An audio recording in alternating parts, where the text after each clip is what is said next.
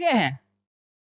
कई लोगों का भी अभी भी सर हमको ना मन कर रहा है पढ़ने का, हमको लग रहा है सुसाइड कर ले, ना तो घर जाया जाता है, ना तो अब यहाँ रहने के पैसे हैं। सर अब अपने माँ-बाप से पैसे माँगे तो कैसे माँगे? पहले कहते थे कि पापा नगर पालिकवा का एग्ज़ाम है ना, उसमें हम लोग बढ़िया से लिख लेंगे तो हमारा नौकरिया हो जाएगा। अब कौन मुँह से कहें? अब सरकार की ये कमी रही, अब हमर घरवा वाला हमरे ना समझता है कि तू ही एग्ज़ाम नहीं निकाल पा रहा है, ये तो सरकार की कमी है और हम बदनाम घर में हो रहे हैं। हम कैसे घर जाएँ सर? हमें लगता है कि हम सुसाइड कर लें। सोरेन चाचा जी, आप युवाओं की सरकार थे, आपके जैसा कोई भी मुख्यमंत्री युवाओं के साथ नहीं खेल सकता है। आपके अंदर एक योग्यता बड़ी अच्छी है कि आप युवाओं के साथ बड़ा तगड़ा तरीके से खेलते हैं और ये योग्यता हमारे कोई भी राज्य के मुख्यमंत्री के पास नहीं हो सकती। पहली बार नगर पालिका रेवेन्यू इंस्पेक्टर की आपकी एग्जाम हो रही थी और पहले में ही पेपर लीक करवा दिया गया और ये कारनामा दलालों का ही रहा है। अगर प्रशासनिक व्यवस्था अच्छी होती तो दलाल क्या, दलालों की हिम्मत होती कि ये पेपर लीक करवा देते। जय हिंद। का हालचाल है हो चौवा लोगिन? बाबू हेमंत सोरेन जैसे निकम्मी सरकार में अगर जेएसएससी सीजीएल और नगर पालिका में अगर आप अपना नौकरी प्राप्त करना चाहते हैं तो जेएसएससी सीजीएल के लिए 30 लाख और नगर पालिका के लिए कम से कम डिस्काउंट में 20 लाख देना होगा। तब आपको एक दिन पहले क्वेश्चन भी मिल जाएगा, क्वेश्चन का आंसर क्या होगा मिल जाएगा, फिर आपको खाली सेंटर पे जा करके धक्का धक मार देना है। और ऐसा ही हुआ नगर पालिका का पेपर वह पहले लीक कर दिया गया। अगर आप शांत बैठे रहेंगे तो जैसा से सीजीएल का भी पेपर लीक होगा। अब आपको करना क्या है? आप कहेंगे हेमंत सोरेन क्या की?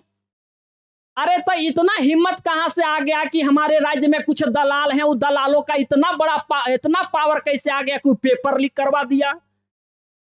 कहीं ना कहीं प्रशासनिक व्यवस्था अच्छी नहीं है, प्रशासनिक व्यवस्था सुचारू ढंग से नहीं चल पा रही है।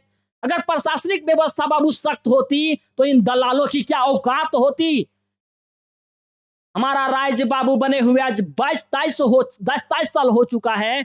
पहली बार नगर पालिका रेवेन्यू इंस्पेक्टर की आपकी एग्जाम हो रही थी और पहले में ही पेपर लीक करवा दिया गया और ये कारनामा दलालों का ही रहा है। अगर प्रशासनिक व्यवस्था अच्छी होती तो दलाल क्या, दलालों की हिम्मत होती कि ये पेपर लीक करवा देते।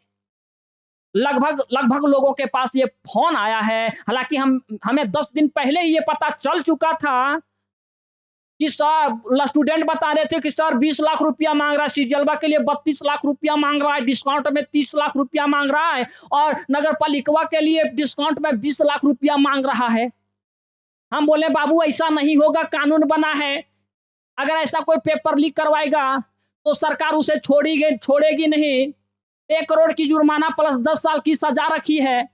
लेकिन हमें क्या पता था कि ये बात आगे जाकर के सच होगा बाबू। देखिए ये जो लीक पेपर हुआ है, हालांकि कई सेंटरों पे हुआ है, लेकिन रांची का संत पॉल कॉलेज रांची है, वहां तो पूरे आमने सील टूटा हुआ और ये सेक्रेटरी मतलब सचिव को भी यहाँ की मजिस्ट्रेट पत्र लिखी बाबू, ये लेटर लिखी है। जैसा देख पा रहे हैं हेमंत सोरेन चाचा जी, आप युवाओं की सरकार थे, आपके जैसा कोई भी मुख्यमंत्री युवाओं के साथ नहीं खेल सकता है।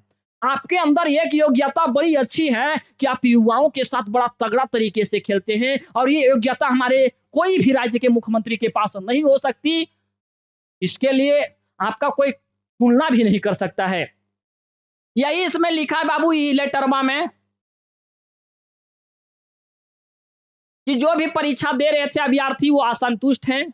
यहाँ यही लिखा रहा कि जनरल नॉलेज और मैथ का जो एग्जाम हो रहा था और सेंटर कोड 137 था, वहां को कैंडिडेट ये रिपोर्ट कर रहे हैं, मतलब ये शिकायत कर रहे हैं सम इशू को लेकर के। यही सम इशू था कि बुकलेट का जो नंबरवा था वो मार्कर से लिखा गया था।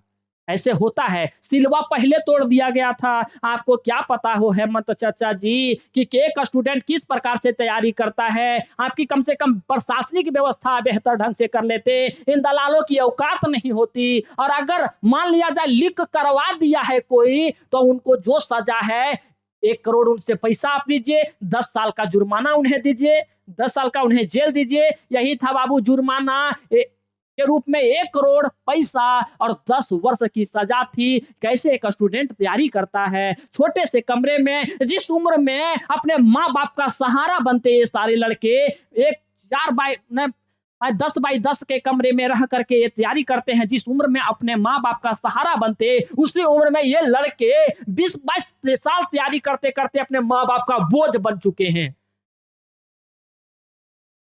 ये कहते हुए बड़ा दुःख होता है बाबू, ये हम लोग को सुनने में भी भले अच्छा तो लगता नहीं है, लेकिन घर की स्थिति लोगों को देखिएगा, तो लोग खाने के लिए भी तरस रहे हैं। किसी तरह से माँ-बाप अपना पेट काट करके बच्चे को पैसे देते हैं और ऐसा कभी ना लगे बच्चा को कि हमारे माता-पिता पढ़ा नहीं रहे, लेकिन उनके माता-पिता कहाँ से पढ़ा रहे हैं, किस रूप में पढ़ा रहे हैं, माता-पिता ही समझते हैं। बस यही उम्मीद में वो जिए हुए रहते हैं कि हमारे बेटा का नौकरी हो जाएगा, तो ये सारे कर्ज जो हम ले रहे हैं या तो मेरी जो भी ये दुःख मेरे द्वारा सही जा रही है, वह एक दिन सुख में बदलेगी। लेकिन कहाँ गरीबों को नौकरी देने के लिए ये सरकार सक्षम है। दलाल पैदा हो चुके हैं। देखिए ये क्या स्थिति भूखे हैं।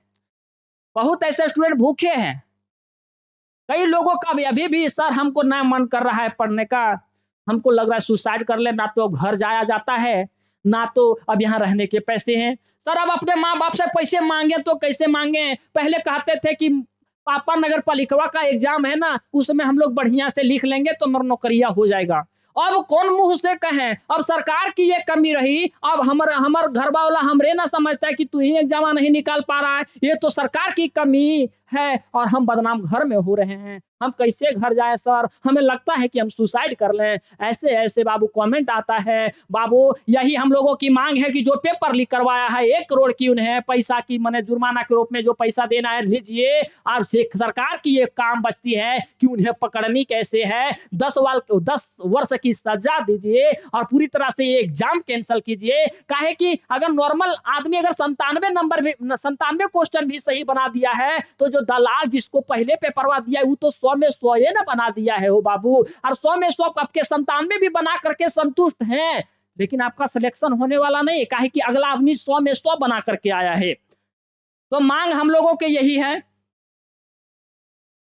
कि जो पेपर दलाल लीक करवाया है, उसको 1 करोड़ पैसा देना है और 10 साल की जुर्माना माने उनको सज़ा दीजिए, माने जेलवा के अंदर डाल दीजिए और ये एग्ज़ाम पूरी तरह से कैंसल करवाइए। हम हमेशा आप लोगों के साथ हैं बाबू। जहाँ तक होगी ये लड़ाई आपको लड़नी है। आपने अगर 23 साल इस एग्ज़ाम के लिए इंतज़ार किया है, अगर आपको इसकी लड़ाई लड़नी होगी तो आपको आगे आना होगा, क्योंकि आप अपने माँ-बाप के उम्मीद हो, आप अपने माँ-बाप के उस दुःख को देखे हो, उसको सुख तो आप ही को दिखाना है। तो अब जगे रहना है, अब आपको सोना नहीं है, क्योंकि ये निकम्मी सरकार, ना तो आपके पास इतने पैसे होंगे, ना आपको नौकरी मिलेगी, फिर आपको 23 साल और 22 साल अपना जीवन इस पढ़ाई में बर्बाद करने का मतलब ही क्या रह गया? टेलीग्राम चैनल का लिंक इस वीडियो के डिस्क्रिप्शन में है। जैसे भी वहाँ आंदोलन किए जाएँगे, जैसे भी संचालित किए जाएँगे, वो आपको पूरी तरह से सूचित कर दिया जाएगा। हम आप लोग के साथ मीटिंग भी करेंगे। हमारे कुछ ऐसे टीचर भी हैं जिनके साथ बातें भी करेंगे और यही आंदोलन को आगे लेकर के जाया जाएगा। अगर आपको लग रहा है कि नगर पालिका का खाली एग्जामिनेशन हुआ, तो ना बाबू आप गलत है। आपका सीजीएल में भी नहीं छोड़ा जाएगा। सीजीएल में ज़्यादा पैसा कमाई है दलालों का और दलाल को अगर यहाँ ना सुधारिएगा तो अपना जीवन भर पैसा इस सीजीएल में कमा लेगा। आप खाली बेरोजगार होकर के घूमते रहेंगे, अपने माँ-बाप का भरोसा ना बन करके अपने माँ-बाप का माथे का बोझ ही बने रहेंगे। तो आपको टेलीग्राम चैनल पे ज्वाइन हो जाना है, चैनल पे हमेशा जुड़े रहना है। जैसे भी रणनीति बनाई जाएगी, आपको वैसे ही कार्य करने हैं। ज़रूर आप इसमें सफल होंगे और इन दलालों को रोकेंगे। या तो कल आकर के अगर झारखंड पुलिस आती है, झारखंड पुलिस में भी समझिएगा कि पेपर लीक हो गया। अरे अगर सीजीएल में पेपर लीक हो सकता है, तो क्या झारखंड पुलिस में नहीं हो सकता है? क्या दरोगा में नहीं हो सकता है? तो इन दलालों को भी सुधारना आप ही का काम है और ये आपका अधिकार है कि अपने राज्य में आप अपना रोजगार प्राप्त कर सकते हैं। इन दलालों को आप देख सकते हैं, इन दलालों के पे आप लगाम लगा सकते हैं। टेलीग्राम चैनल का लिंक इस वीडियो के डिस्क्रिप्शन में है। हम हमेशा आपके साथ हैं। बाबू ट्विटर हो या ऑफलाइन आपका आंदोलन करना हो, ऑनलाइन कैसे कैंपेन चलानी हो, हम आपके साथ हैं। मिलते हैं कोई दूसरे वीडियो में। जैसे आपकी कमेंट की हमें इंतज़ार रहेगी। जैसा आप लोग कहेंगे टेलीग्राम चैनल में जो भी चर्चाएँ होगी, आप लोगों के बीच लेकर के आएँगे। क्योंकि नगर पालिका में जैसा हुआ, सीजीएल में ना हो, हम लोग इसी के लिए ये आंदोलन चलाएँगे। बाबू, मिलते हैं कोई दूसरे वीडियो में, तब तक रखिएगा अपना ध्यान। और ध्यान ये नहीं अपने रूम में बैठ करके खाली अब आपको मोबाइल नहीं चलाना है, आप अपने माँ-बाप का उम्मीद हो, फिर हम ये कह करके जा रहे हैं कि तू अपने माँ-बाप का उम्मीद हो, अपने माँ-बाप का सहारा बनो, अपने माँ-बाप के माथे का बोझ नहीं बनो। इसलिए अभी भी उठ उठ जाओ, लड़ना सीखो। अरे हमारे विनोद बिहारी महतो कह करके गए थे कि पढ़ो और लड़ो तभी आपको अधिकार मिलेंगे। ठीक है, वो छुआ लोगे बाबू, मिलो ही ये बाद में हो कोनो दोसर वीडियो में। तब तक रखिए अपन ध्यान। जय हिंद।